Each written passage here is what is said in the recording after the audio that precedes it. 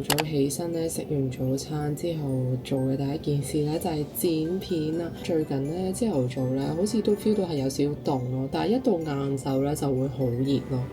咁我而家咧就要係剪埋我琴日嘅嗰個 vlog 先，咁我今晚先可以準時出我嘅 vlogmas。而家咧啱啱教完堂返到屋企啦，咁所以咧大家見到我係着緊運動衫嘅。咁今日咧應該咧就唔會再出街噶啦。基本上咧，因為前嗰幾日咧每一日都出緊街啦，跟住真係好攰啦，所以我今日咧決定咧要喺屋企咧休息啊。咁所以咧就諗住咧，無論係晏晝啊或者 dinner 咧，都會自己喺屋企煮啦。咁同埋咧，因為今日咧又會有新一季嘅 Emily in Paris 啊，又等咗一年啦，所以咧好想今日咧一次過睇晒佢。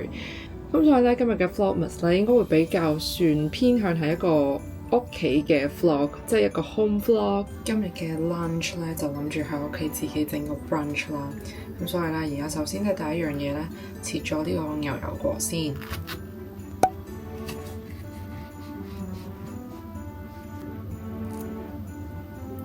熟得非常好啊！呢個牛油果，我自己咧係幾中意食咧牛油果咧有少少檸檬嘅酸味啦，咁所以咧我就諗住咧將啲牛油果咧刮咗出嚟，跟住加少少檸檬汁，跟住先至再 smash 佢。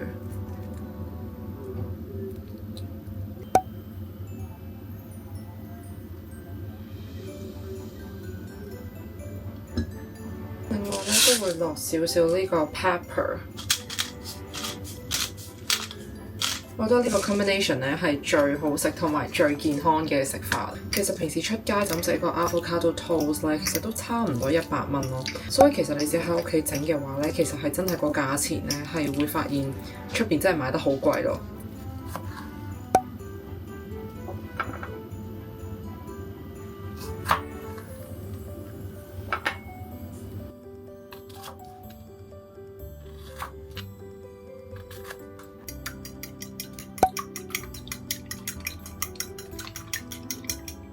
然之後咧，俾大家睇下咧，琴日買咗呢個 sourdough，但係咧係擺咗冰格啦，所以咧都係雪到硬晒。咁而家咧就要將佢翻熱。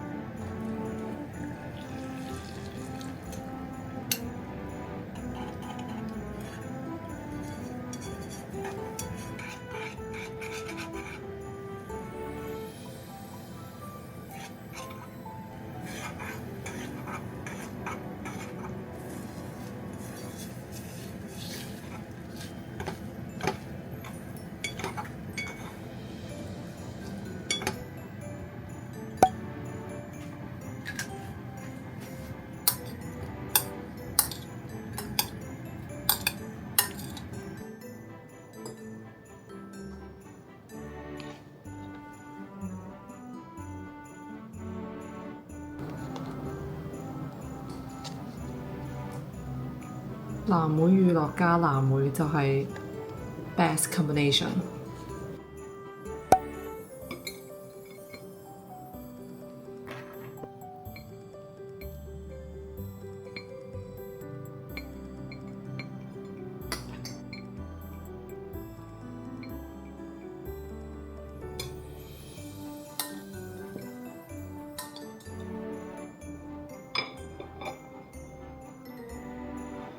俾大家睇我哋嘅 lunch， 整咗2份嘅 brunch 啦，就係咁樣啦。其實好簡單，成個過程係好簡單，只不過係要少少時間，同埋最重要係出嚟個成品係靚咯。我哋而家咧啱啱擺咗啲香蕉落去，所以而家呢個係一個香蕉藍莓乳酪，搞咗一大場龍鳳，終於可以食啦！我嘅 brunch。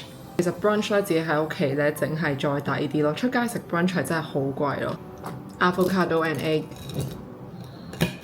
我諗呢一個 brunch 咧賣出去咧，應該都可以賣到接近100蚊，應該可以，因為出邊啲 brunch 咧都係就咁呢一個份量，但係佢都賣到接近100蚊咯。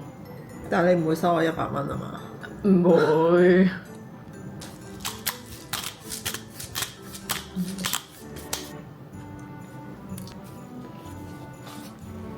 而而家咧決定咧要去沖一杯抹茶嚟飲。上次咧就買咗一個新嘅抹茶粉，就係呢一個牌子，係 from 呢個叫做上林春松。咁佢咧就係薄茶嚟嘅，咁就攞呢一個嚟沖一個 matcha latte。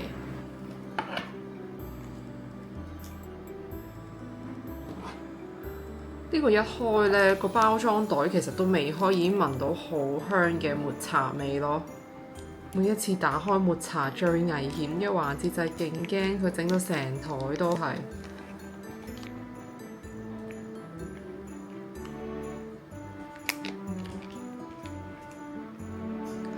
俾大家睇下呢個好靚嘅綠色。其實我每一次咧加幾多抹茶粉咧，我都係隨心嘅咯，即係我冇一個特定嘅份量話要量幾多 gram， 我都係隨心加咯，每一次都係咁。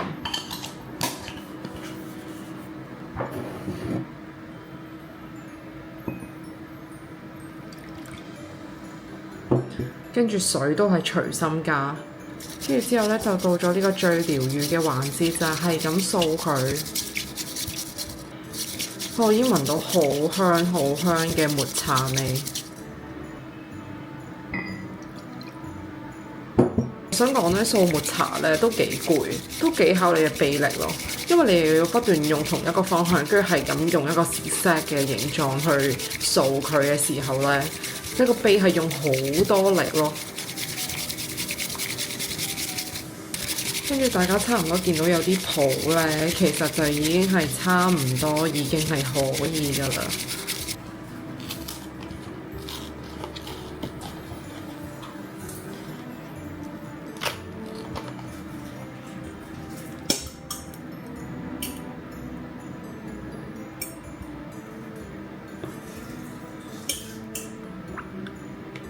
然之後咧，又到呢個最療愈嘅一 part 啦，就係將呢個抹茶倒落去。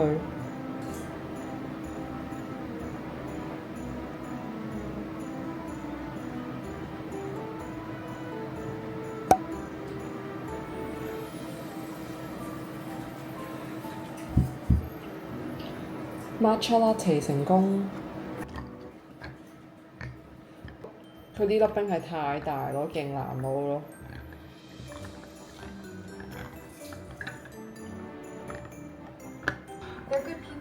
大家 Emily in Paris 嘅第5季終於出咗啦，而家要一次過睇晒佢先得。